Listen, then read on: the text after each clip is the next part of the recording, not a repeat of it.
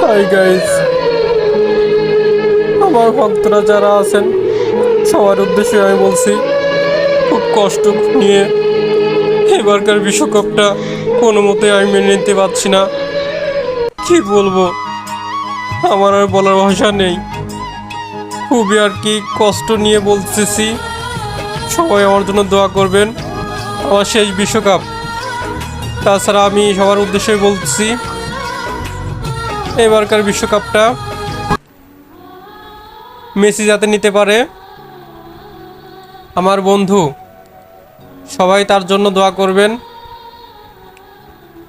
কি বলবো আর, আমি আর আমার দর্শকদেরকে কিছুই বলার ভাষা নেই।